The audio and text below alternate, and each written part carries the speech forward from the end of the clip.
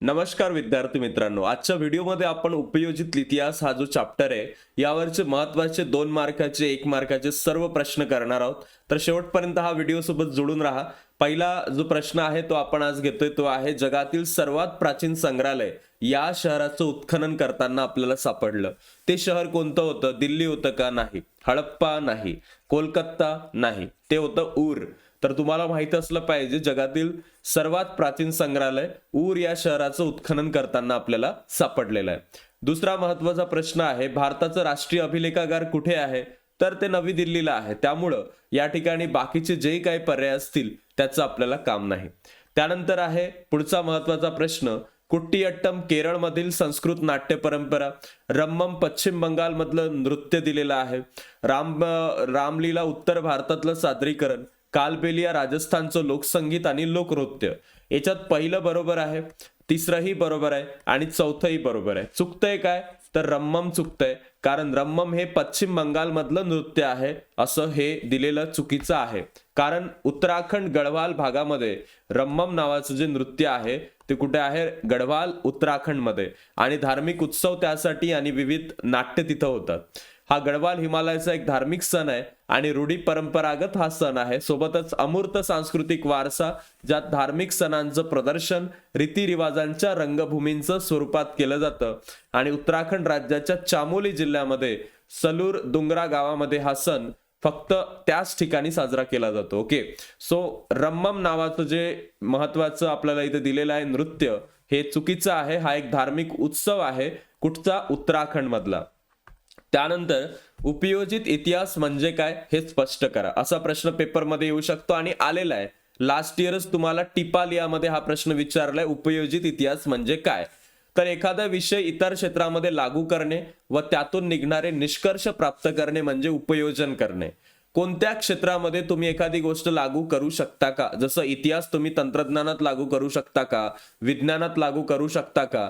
या सगळ्या गोष्टींचं तुम्ही निष्कर्ष तिथं वापरू शकता, त्याला उपयोजन असं म्हणतात.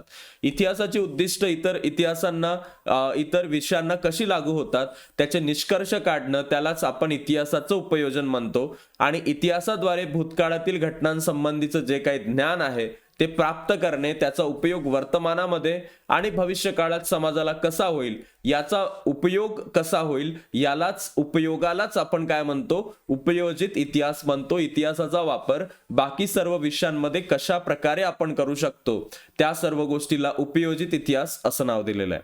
इतिहासामध्ये सामाजिक, धार्मिक, कथा, स्थापत्य इत्यादी घटक असतात आणि तसे या विषयामध्ये इतिहासाचं उपयोजन केलेलं असतं. त्यानंतरचा जो पुढचा महत्वाचा मुद्दा आहे, अभिलेखागार. अभिलेखागार असं ठिकाण असतं की ज्या ठिकाणी महत्वाचे कागदपत्र ठेवलेले असतात, ऐतिहासिक. तर ऐतिहासिक दस्तऐवज ज्या ठिकाणी जतन करून ठेवलेले असतात त्याला आपण काय म्हणतो? अभिलेखागार म्हणतो.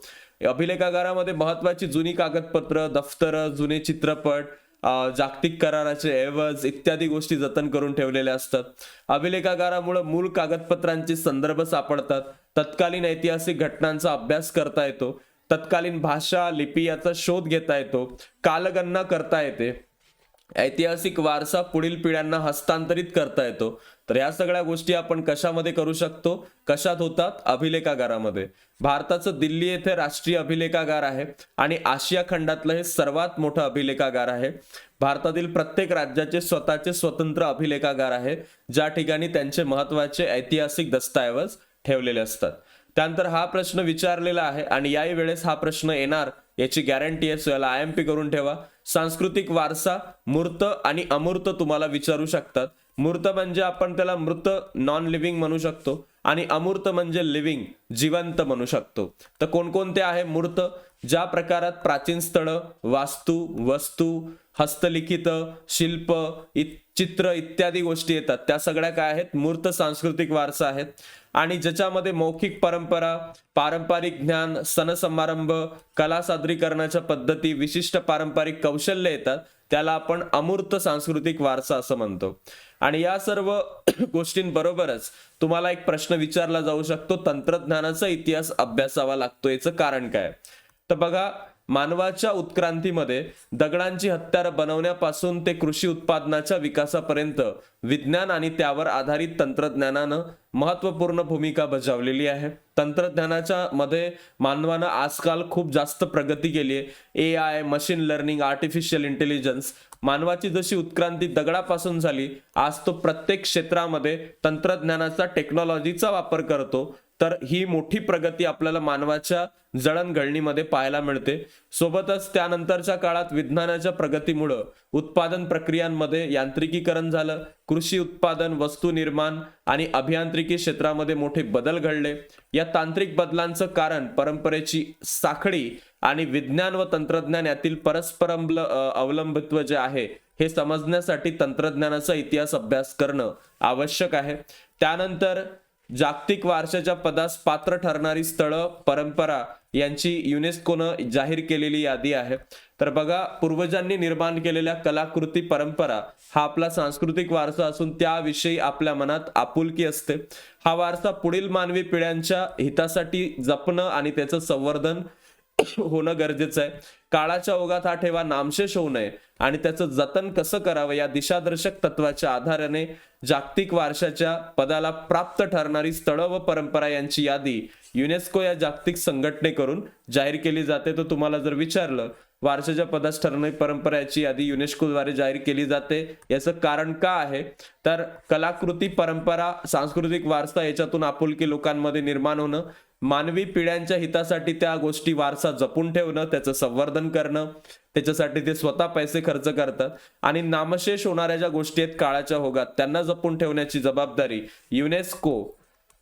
युनेस्को म्हणजेच United nation environmental scientific cultural organisation. Okay, त्यानंतर याच्यामध्ये पुढचा जो महत्वाचा पार्ट आहे तो विज्ञान, कला, व्यवस्थापन शास्त्र. इतिहास विषयाच्या संशोधनामध्ये आपल्याला ही गोष्ट कशी उपयोगात पडू शकते किंवा ही विज्ञान, कला आणि व्यवस्थापन म्हणजे मॅनेजमेंट. आता बघा, प्रत्येक क्षेत्रात ज्ञानसंचयाचा इतिहास स्वतंत्र आहे आणि या ज्ञानसंचयाच्या आधारेच प्रत्येक विषयाच्या प्रगतीची दिशा, वाटचाल निश्चित होते आणि या सर्वच विषयातील संशोधनामध्ये इतिहासाची संशोधन पद्धती कामाची आहे, उपयुक्त आहे. विज्ञान जो आहे मानवी गरजांची पूर्तता, जिज्ञासेचं समाधान करण्याच्या प्रयत्नातून वैज्ञानिक शोध लागले आणि त्यासाठी अस्तित्वात असलेल्या वैज्ञानिक ज्ञानाचा उपयोग केला गेला. या शोधामागील कारण, परंपरा, कालक्रम, सिद्धांत याचा अभ्यास याच्यात होतो. विज्ञानाच्या इतिहासाचे ज्ञान प्रत्येक शोधाच्या वेळी उपयुक्त असतं.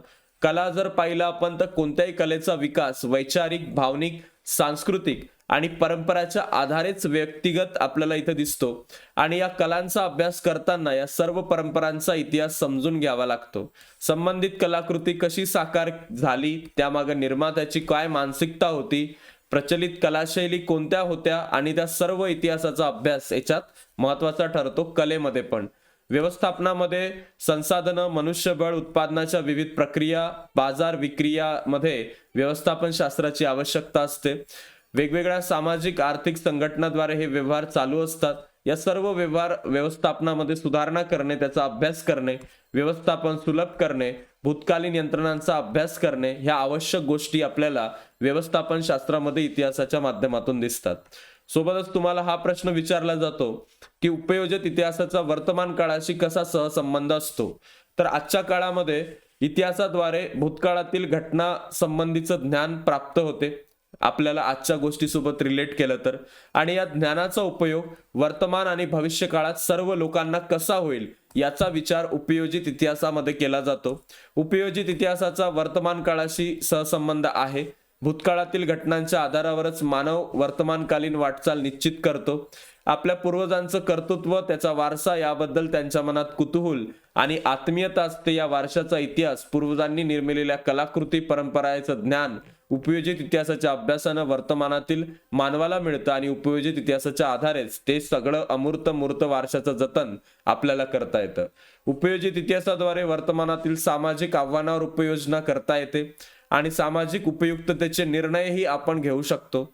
उपयोजित इतिहासाच्या अभ्यासाच्या आधारे वर्तमान काळाचं यथायोग्य आकलन आपल्याला करता येतं आणि इतिहासाचं ज्ञान आपल्याला सर्व गोष्टींचा मागोवा घेण्यासाठी महत्वपूर्ण आहे. त्यामुळे आज वर्तमान काळातही उपयोजित इतिहासाचा वापर केला जातो. इतिहासाच्या साधनांचं जतन व्हावं यासाठी 10 उपाय सुचवा असा प्रश्न येऊ शकतो. तर इतिहासाच्या साधनामध्ये लिखित, भौतिक आणि मौखिक साधनं यांचा समावेश होतो. या साधनांचं वेगवेगळ्या प्रकारे पद्धतीनं जतन करावं लागतं आणि यासाठी आपल्याला किल्ले, स्मारक, राजवाडे अशा ऐतिहासिक वास्तूंची निगडीत डागडुजी केली पाहिजे, हे पहिलं आहे. वास्तूंची नासधूस करणे, त्यावर नावं लिहिणे, कोरणे हे टाळलं पाहिजे.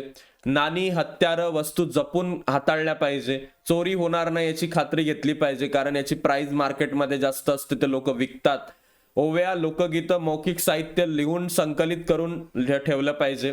प्राचीन ग्रंथाला वाळवी, बुरशीपासून त्याला प्रोटेक्ट केलं पाहिजे, त्याचं संरक्षण केलं पाहिजे. ओलसरपणा, दमट हवा, बुरशी याच्यात लागते, त्यामुळं पाणी लागणार नाही याची काळजी घ्या.